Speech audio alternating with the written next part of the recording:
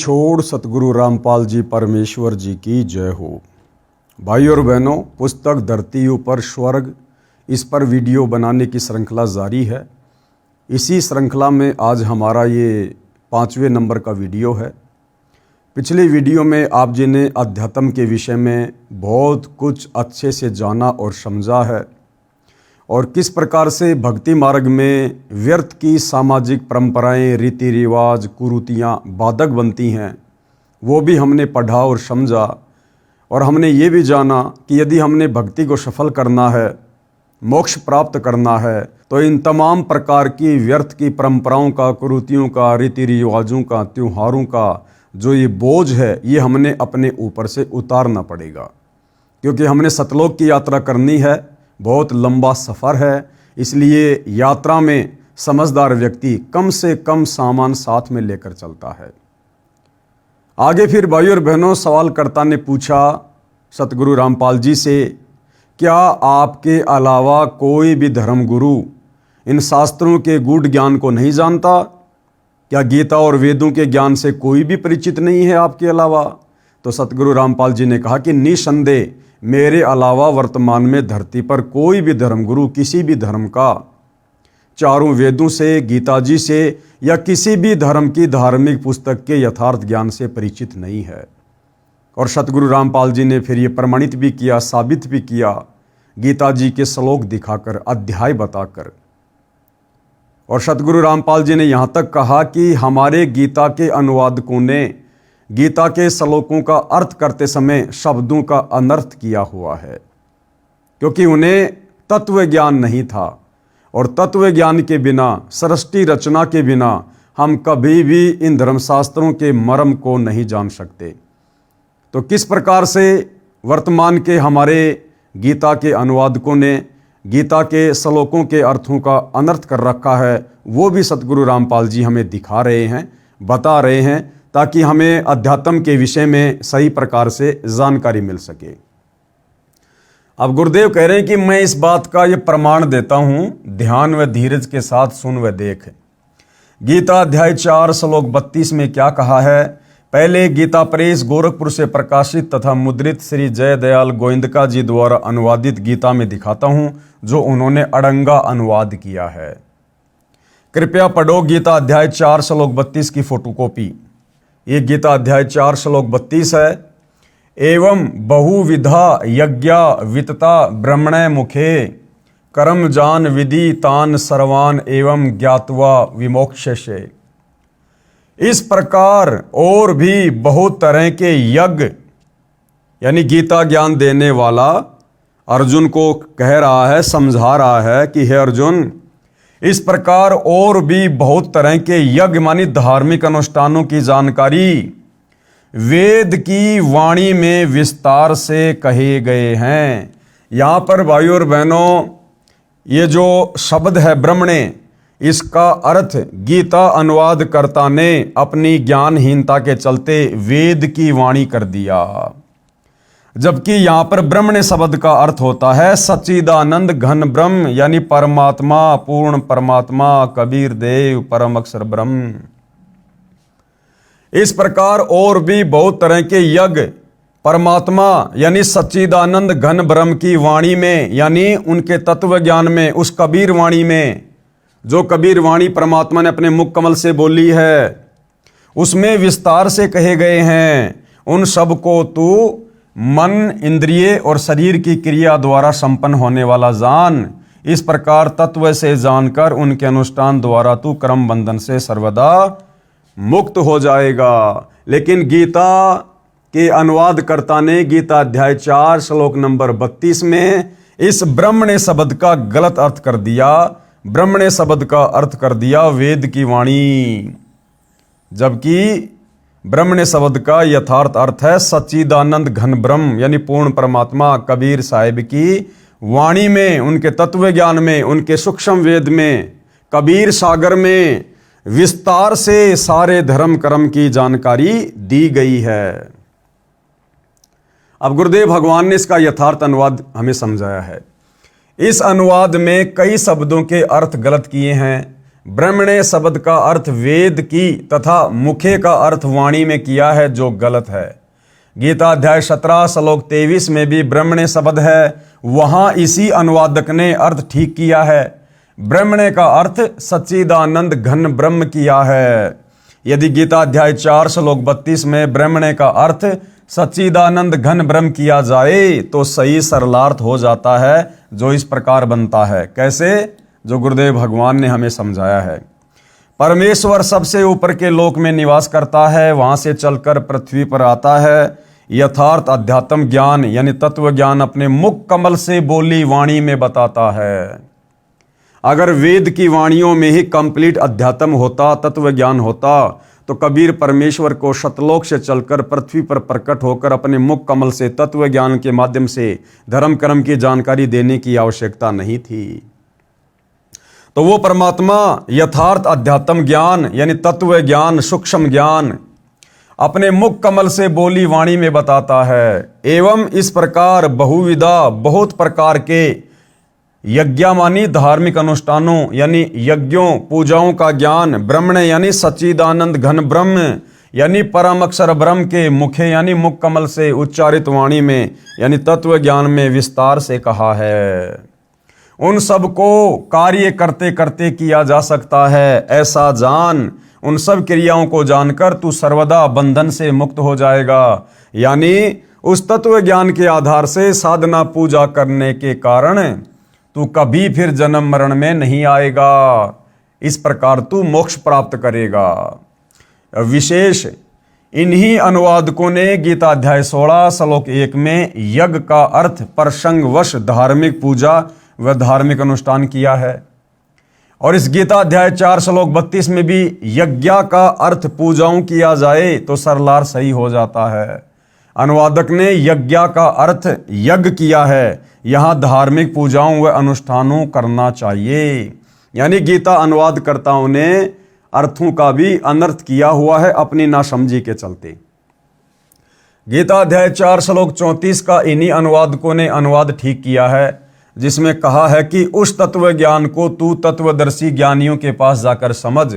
उनको भली भांति दंडवत प्रणाम करने से, उनकी सेवा करने से और कपट छोड़कर सरलता पूर्वक प्रसन्न करने से वे परमात्म तत्व को भली भांति जानने वाले ज्ञानी महात्मा तुझे उस तत्व ज्ञान का उपदेश करेंगे।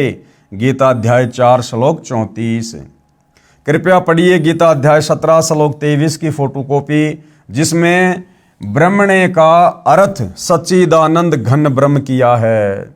यानी जिस अनुवादकर्ता ने ब्रह्मणे शब्द का गलत अर्थ गीता अध्याय 4 श्लोक 32 में कर दिया, उसी ब्रह्मणे शब्द का सही अर्थ उसने गीता अध्याय 17 श्लोक नंबर 23 में सही किया है। ओम तत् सत इति निर्देशे ब्रह्मणे त्रिविध समर्तय ब्राह्मणा तेन वेद्या च यज्ञा च विहिता च पुरा। इस श्लोक में अनुवादकर्ता ने ब्रह्मणे शब्द का अर्थ बिल्कुल सही किया है, यानी सच्चिदानंद घन ब्रह्म।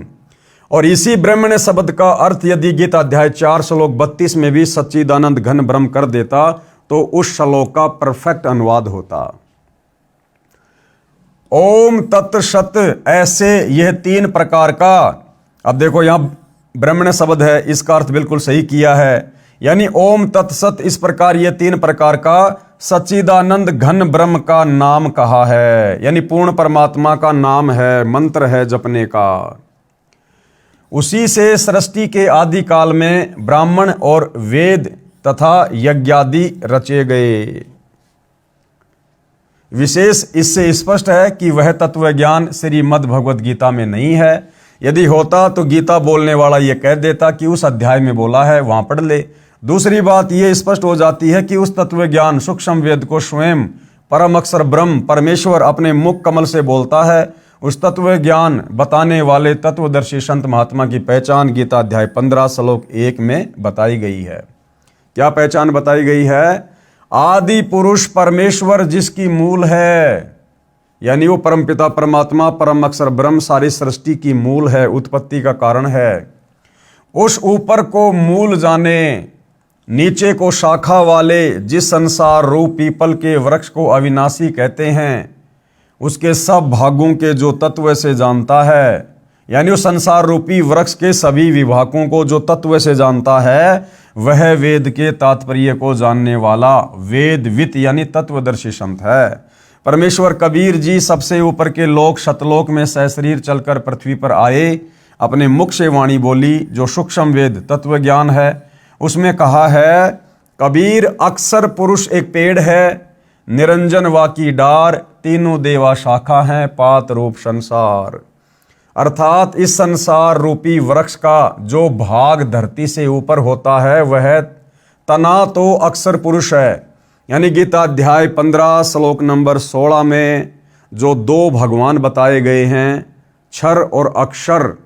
अक्षर पुरुष यानी जिसके पास सातसंग ब्रह्मांड है, वो भक्ति रूपी पेड़ का तना है, और उसकी एक डार क्षर पुरुष जानो, यानी ये काल ज्योति निरंजन। वो क्षर पुरुष रूप डार पर लगी तीन देवताओं यानी रजगुण ब्रह्मा, सतगुण विष्णु तथा तमगुण शिव रूप शाखा जानो। उन शाखाओं पर लगे पत्तों को संसार के प्राणी जानो। आगे आपको विस्तार से वो चित्र दिखाकर भी समझाया जाएगा। गीता अध्याय 15 श्लोक 1 व 3 का ये सारांश है। इससे यह स्वयं सिद्ध है कि कबीर जी सच्चिदानंद घन ब्रह्म यानी परम अक्षर ब्रह्म हैं। उनके द्वारा बोला गया ज्ञान तत्व ज्ञान सूक्ष्म वेद है। अधूरे ज्ञान के कारण आपको यह भी शंका होगी कि जड़ यानी मूल कौन है तथा अक्षर पुरुष और क्षर पुरुष का वहां कहां प्रमाण है। उसके लिए सुनो, इस संसार रूप वृक्ष की मूल परम अक्षर ब्रह्म है, जिसका प्रमाण गीता अध्याय 8 श्लोक 3, 8 और 10 में है, जो पहले इसी पुस्तिका में बताया गया है। कहा कि गीता अध्याय 8 श्लोक 9 में जो कबीर देव अनादि है, सबका नियंता, सूक्ष्म से अति सूक्ष्म यानी सर्वशक्तिमान है, सर्वस्य धातारम यानी सबका धारण पोषण करने वाला है, अचिंत्य स्वरूप सूर्य के सदृश स्वयं प्रकाशित है, अविद्या से अति परे यानी अज्ञानियों की पहुंच से दूर, शुद्ध सच्चिदानंद घन परमेश्वर है। जो उसका सुमरण करता है वह उसी को प्राप्त होता है। गीता अध्याय 8 श्लोक नंबर 9 का ये सारांश है। इससे स्पष्ट हुआ है कि परम अक्षर ब्रह्म संसार रूप वृक्ष की जड़ है, क्योंकि मूल से ही पेड़ का धारण पोषण होता है। अब आगे अध्याय 15 श्लोक 16-17 में तीन पुरुषों यानी प्रभुओं का प्रमाण है। पढ़ो इन दोनों श्लोकों की फोटोकॉपी में, जिनमें कहा है कि अक्षर पुरुष व क्षर पुरुष तथा इनके लोकों के प्राणी नाशवान हैं।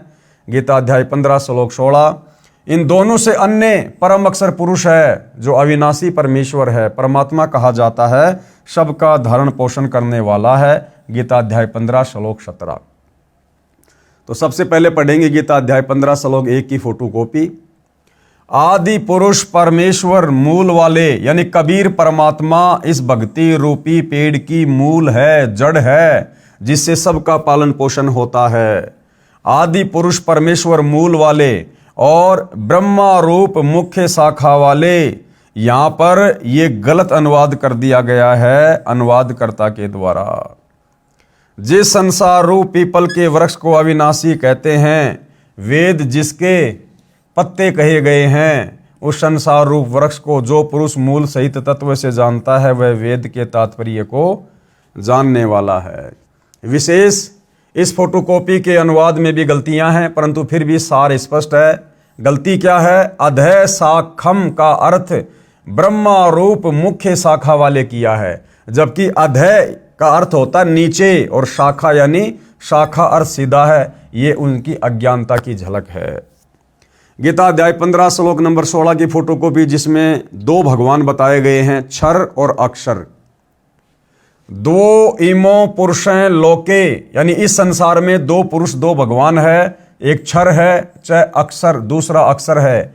एवं च क्षर सर्वाणी भूतानी कूटस्थ अक्षर उच्चते। इस संसार में नाशवान और अविनाशी भी ये दो प्रकार के पुरुष हैं यानी भगवान हैं।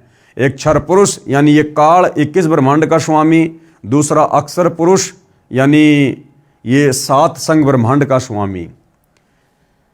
इनके संपूर्ण भूत प्राणियों के शरीर तो नाशवान है और जीव आत्मा अविनाशी कहा जाता है। ये दोनों भगवान भी क्षर पुरुष और अक्षर पुरुष और इन दोनों के लोक में रहने वाले सभी प्राणी ये सब नाशवान हैं, परंतु आत्मा सबकी अविनाशी है। फिर आगे जो अविनाशी परमात्मा है उसके विषय में बताया गया है, जो इन दोनों से सर्वश्रेष्ठ उत्तम परमात्मा है। गीता अध्याय 15 श्लोक 17, उत्तम पुरुष तू अन्य, उत्तम पुरुष यानी सर्वश्रेष्ठ परमात्मा तो इन दोनों से अलग है।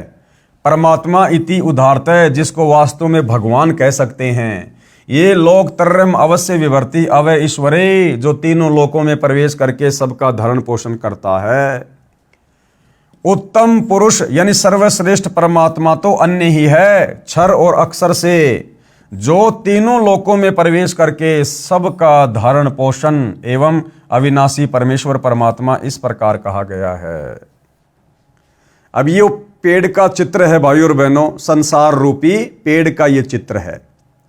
यानी सृष्टि रचना जिन भाई बहनों ने पढ़ी है उनको अच्छे से समझ में आ जाएगा।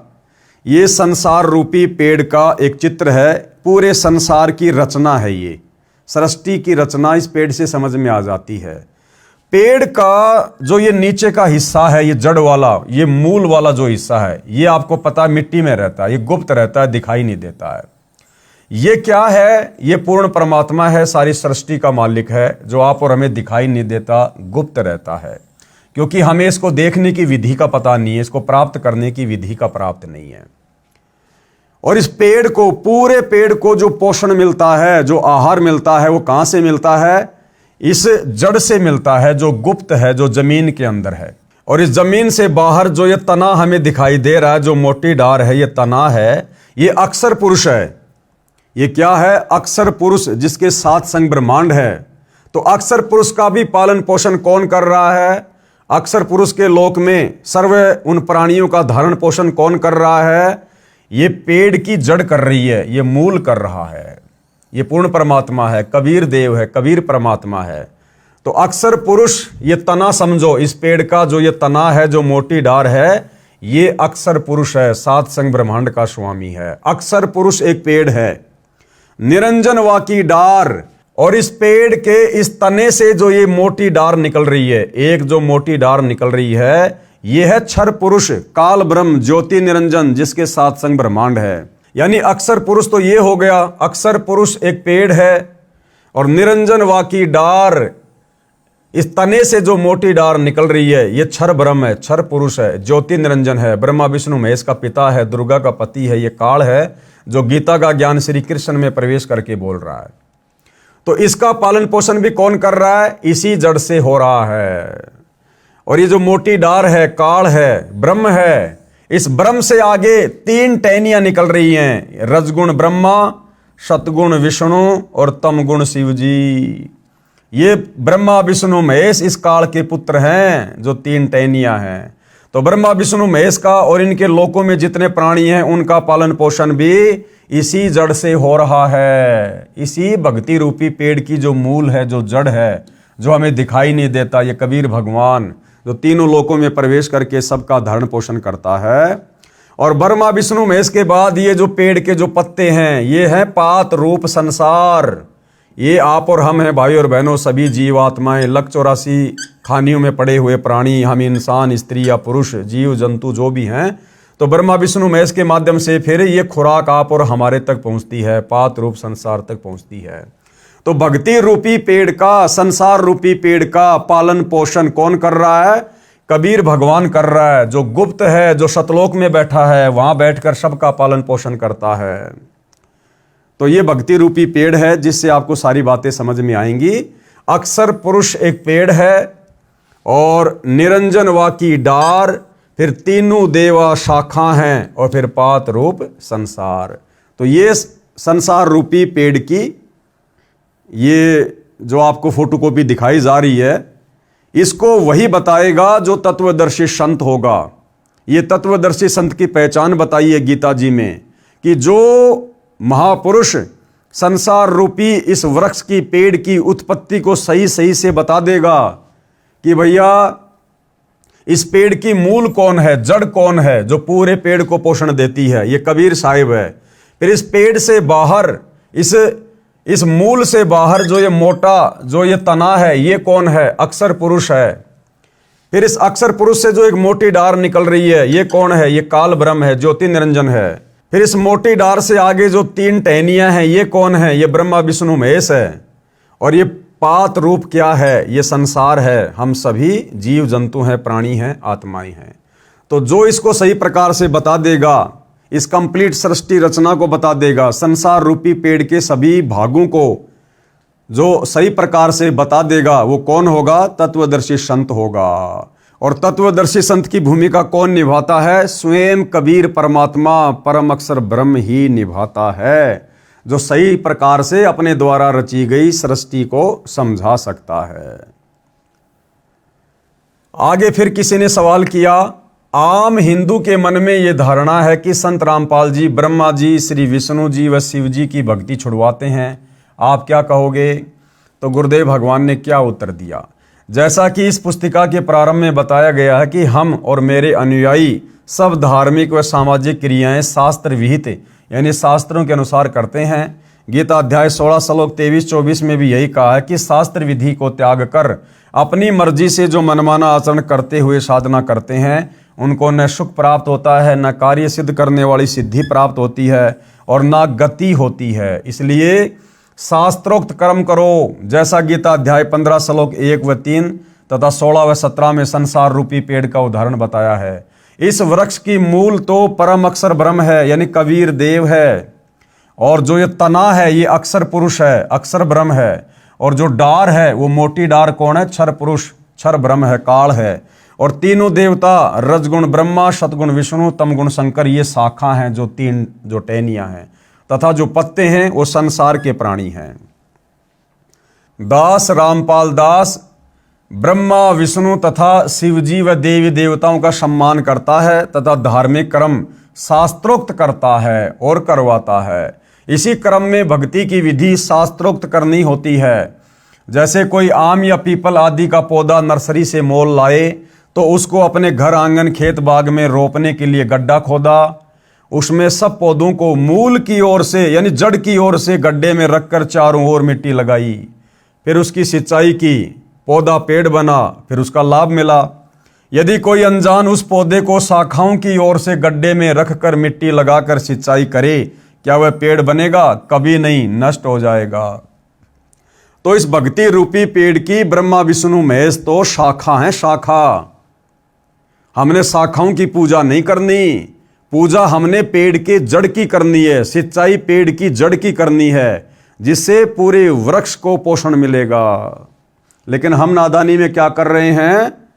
हम नादानी में ब्रह्मा विष्णु महेश रूपी शाखाओं की पूजा कर रहे हैं। हमने भक्ति रूपी पौधा उल्टा लगा दिया, उल्टा बीज दिया, जिस कारण से हमें भक्ति का कोई लाभ वर्तमान में प्राप्त नहीं हो पा रहा है।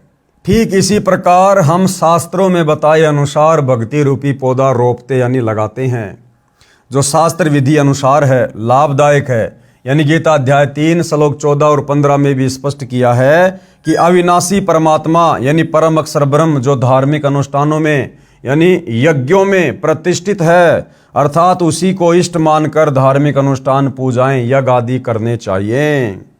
कृपया देखिए सीधा तथा उल्टा बीजा रोपा हुआ भक्ति रूपी पौधे के चित्र तथा पढ़े गीता अध्याय 3 श्लोक 14-15 की फोटोकॉपी। अब ये देखिएगा भाइयों और बहनों, इस भक्ति मार्ग को अच्छे से समझने के लिए आप और हमने किस प्रकार से भक्ति साधना करनी चाहिए। ये जो आपको पौधा दिखाया गया है, ये शास्त्र विरुद्ध साधना का है। जो शास्त्र विरुद्ध साधना वर्तमान में पूरा हिंदू समाज कर रहा है, जिसको करने के चलते हमें भक्ति मार्ग का कोई लाभ प्राप्त नहीं हो रहा। आप भाई बहनों ने देख लिया कि भक्ति रूपी पेड़ की जो जड़ है वो कौन है? वो कबीर परमात्मा है। यानी पेड़ को जो पालन पोषण मिलता है, जो आहार मिलता है, जो पोषण मिलता है, वो जड़ से मिलता है। यानी जड़ उस पेड़ का पिता है, उसका बाप है, जो उसको सारा आहार दे रहा है, जिसके बलबूते पर वो पेड़ फल फूल रहा है।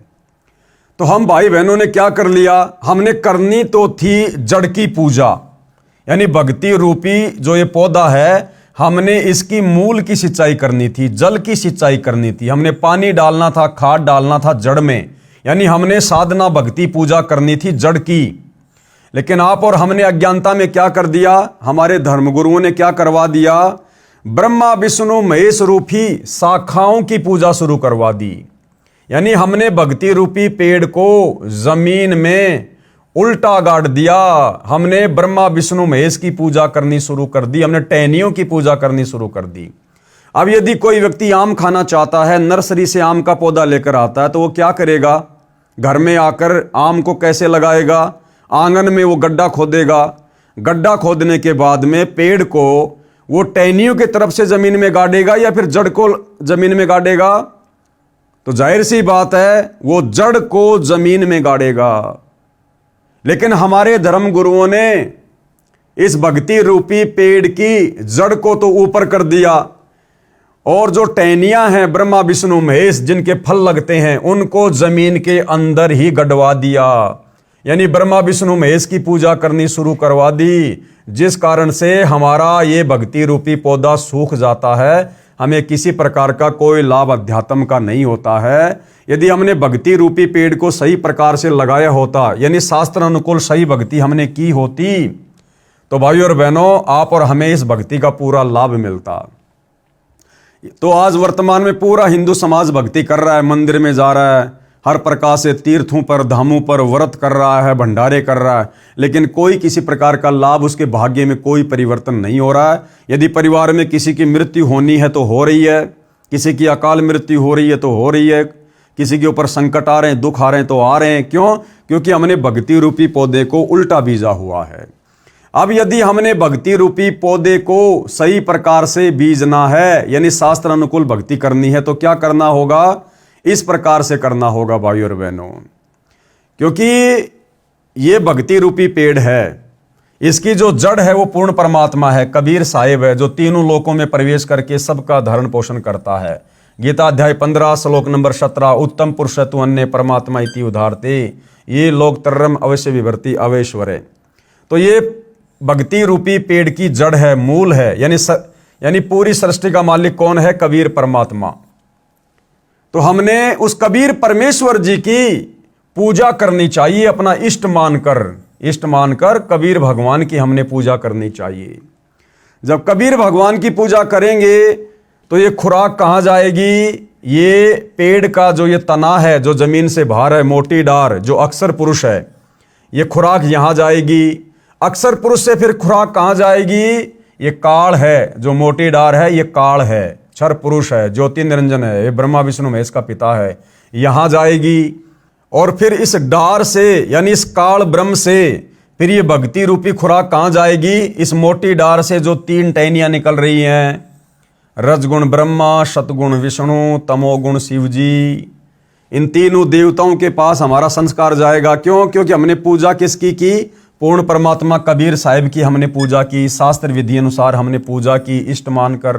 तो हमारे संस्कार बनेंगे, फिर हमारे संस्कार परमात्मा ऐसे भेजेगा अक्षर पुरुष के माध्यम से, फिर ये इस काल के पास आएंगे, काल से फिर हमारे संस्कार ब्रह्मा विष्णु महेश के पास आएंगे, और फिर इन्हीं टहनियों के फिर फल लगेंगे, और फिर हम पात रूप संसार, हम फिर इसका आनंद भोगेंगे, यानी भक्ति का लाभ उठाएंगे।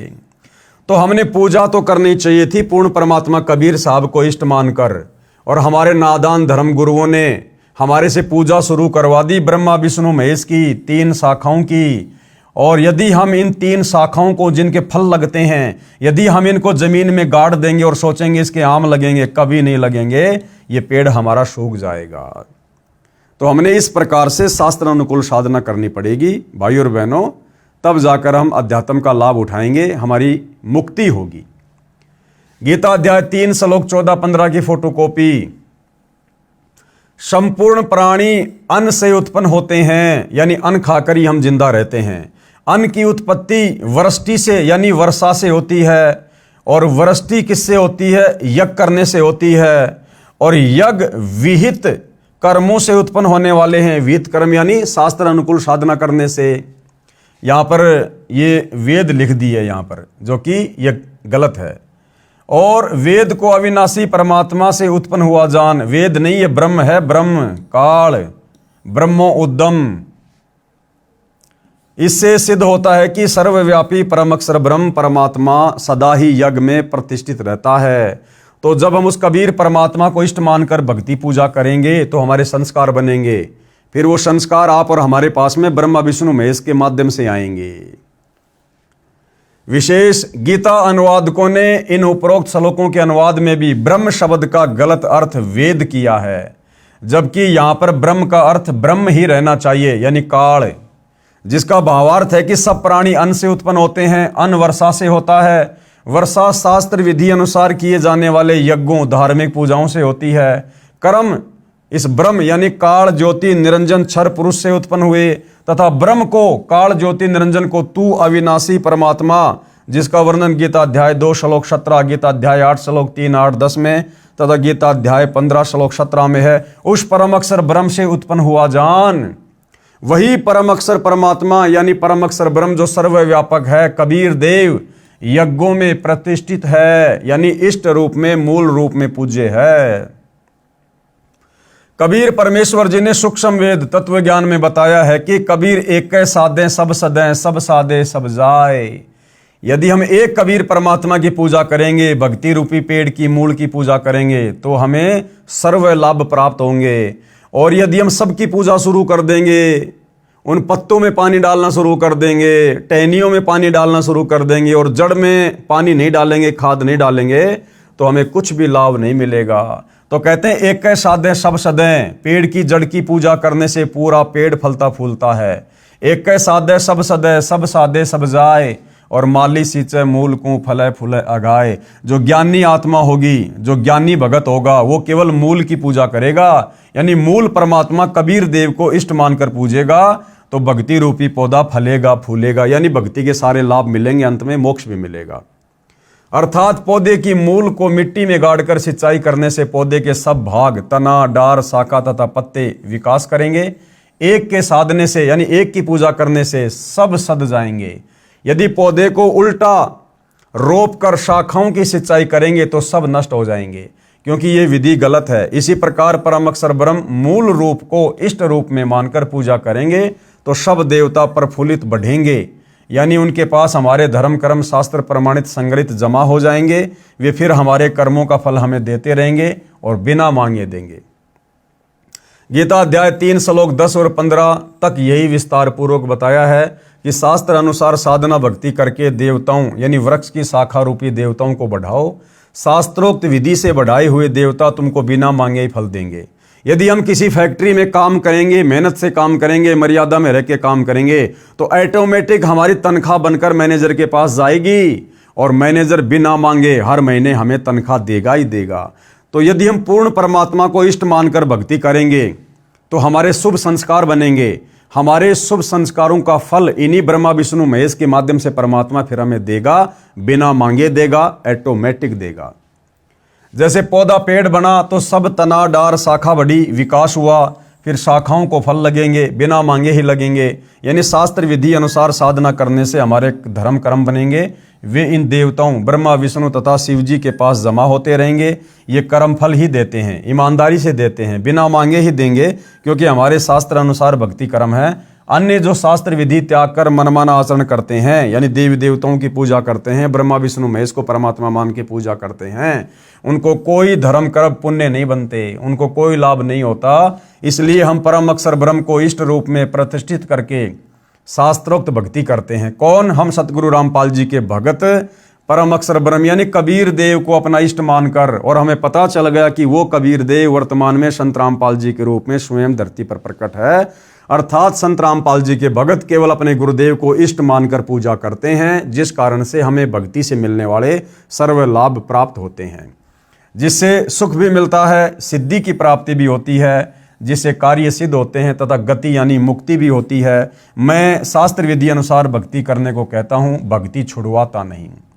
तो सतगुरु रामपाल जी क्या कह रहे हैं कि हमारे विषय में जो लोगों की गलत धारणा है कि संत रामपाल जी तो देवी देवताओं की पूजा छुड़वाते हैं, छुड़वाते नहीं बल्कि शास्त्र विधि अनुसार उनकी भक्ति करवाते हैं। गीता अध्याय 3 श्लोक 10 की फोटोकॉपी प्रजापति ब्रह्मा ने कल्प के आदि में यज्ञ सहित प्रजाओं को रचकर उनसे कहा कि हे तुम लोग इस यज्ञ के द्वारा वृद्धि को प्राप्त हो, यह यज्ञ तुम लोगों को इच्छित भोग प्रदान करने वाला हो। गीता अध्याय 3 श्लोक 11 की फोटोकॉपी। इस यज्ञ के द्वारा देवताओं को उन्नत करो, वे देवता तुम लोगों को उन्नत करें। इस प्रकार निस्वार्थ भाव से एक दूसरे को उन्नत करते हुए तुम लोग परम कल्याण को प्राप्त हो जाओ। गीता अध्याय 3 श्लोक 12 की फोटोकॉपी। यज्ञ के द्वारा बढ़ाए हुए देवता तुम लोगों को बिना मांगे ही इच्छित भोग निश्चय ही देते रहेंगे। इस प्रकार उन देवताओं के द्वारा दिए हुए भोगों को जो पुरुष इनको बिना दिए स्वयं भोगता है वह चोर ही है। यानी गीता अध्याय 3 श्लोक नंबर 12 क्या कह रहा है कि यदि हमने परम अक्षर ब्रह्म को इष्ट मानकर भक्ति की, हमारे संस्कार बने, वो संस्कार इन देवताओं के पास आए और ये देवता फिर हमारे को बिना मांगे सब कुछ देते हैं। और फिर यदि हम उस कबीर परमेश्वर को, परम अक्षर ब्रह्म को भोग लगाए बिना जो अन्न खाते हैं तो समझो फिर हम पाप खा रहे हैं। क्योंकि देवी देवताओं के माध्यम से हमें जो सुख मिलते हैं वो किसने दिए? परम अक्षर ब्रह्म ने, कबीर देव ने, परम अक्षर ब्रह्म ने।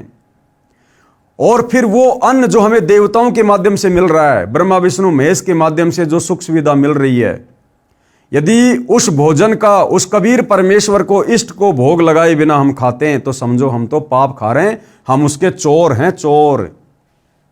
इसलिए भाई और बहनों, गीता अध्याय 3 श्लोक नंबर 13 क्या कह रहा है? यज्ञ से बचे हुए अन्न को खाने वाले श्रेष्ठ पुरुष सब पापों से मुक्त हो जाते हैं। यानी जो साधक, जो भगत अपने इष्ट कबीर देव को भोग लगाकर फिर भोजन ग्रहण करता है, वो भोजन प्रसाद बन जाता है। उस प्रसाद को खाने से फिर हमारे पाप कर्मों का नाश होता है। और जो पापी लोग अपना शरीर पोषण करने के लिए ही अन्न पकाते हैं, वे तो समझो पाप को खा रहे हैं। तो भाई और बहनों, इस दुनिया में, पूरी सृष्टि में, वर्तमान में दुनिया को तो यही नहीं पता कि वो परम अक्षर ब्रह्म कौन है जिसको इष्ट मानकर पूजा करनी चाहिए, सारी सृष्टि का मालिक कौन है। और जिन थोड़ी बहुत आत्माओं को इस बात का ज्ञान है कि वो कबीर भगवान है, वे आत्माएं हैं सतगुरु रामपाल जी के भगत। अब सतगुरु रामपाल जी के भक्तों में भी 90% को ये नहीं पता कि वो कबीर परमात्मा वर्तमान में कौन है, कहाँ है, जिसको भोग लगाकर अन्न खाने से हमारे पाप कर्म का नाश होगा। तो वो दया केवल सतगुरु रामपाल जी की चंद आत्माओं के ऊपर हुई है। और वो आत्माएं हैं साध संगति से जुड़े हुए सत्सेवक भाई बहन। क्योंकि सतगुरु रामपाल जी के मार्ग में वर्तमान में 2 पार्ट हो चुके हैं, एक सतलोक आश्रम, दूसरे साध संगति से जुड़े भाई बहन। तो साध संगति से जुड़े भाई बहन प्रतिदिन अपने घर पर अपने गुरुदेव को इष्ट मानकर, पूर्ण परमात्मा मानकर, विधि विधान अनुसार भोग की आरती के साथ भोग लगाकर अन्न ग्रहण करते हैं। यानी वर्तमान में यदि पाप कर्मों का नाश किन्हीं आत्माओं का हो रहा है तो केवल साध संगति से जुड़ी हुई आत्माओं का हो रहा है। हे जेंटलमैन, इस प्रकार गीता को मेरे अतिरिक्त किसी ने नहीं समझाया। कौन कह रहे हैं? सतगुरु रामपाल जी, सारा विवरण देकर। क्योंकि किसी को ज्ञान ही नहीं है। मैं इसलिए कहता हूं कि मेरे अतिरिक्त कोई भी सही साधना करता और करवाता नहीं है। हम अविनाशी परमेश्वर परम अक्षर ब्रह्म की भक्ति इष्ट मानकर करते हैं, जो सबका धारण पोषण करने वाला है, जो गीता ज्ञान बताने वाले से अन्य है, जो पाप काटकर सुखी करता है।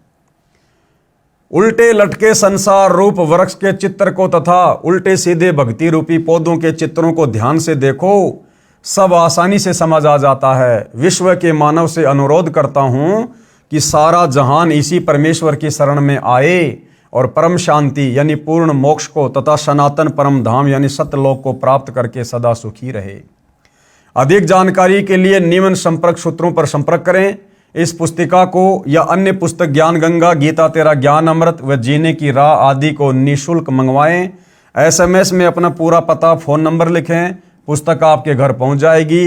एक बार में एक पुस्तक के लिए SMS करना होगा, एक से अधिक एक SMS पर नहीं भेजी जाएगी। एक पढ़ो फिर दूसरी निःशुल्क मंगाओ। प्रचार प्रसार समिति बरवाड़ा, संपर्क सूत्र ये इनके मोबाइल नंबर हैं। धन्यवाद। सर्व मानव समाज का शुभ चिंतक रामपाल दास, शतलोक आश्रम बरवाड़ा, जिला हिसार, हरियाणा, भारत। तो भाइयों और बहनों, धरती ऊपर स्वर्ग पुस्तक पर वीडियो बनाने की श्रृंखला आज समाप्त हुई, क्योंकि ये छोटी छोटी पुस्तकें हैं, कोई 50 पेज की है, कोई 100 पेज की है, कोई 60 पेज की है।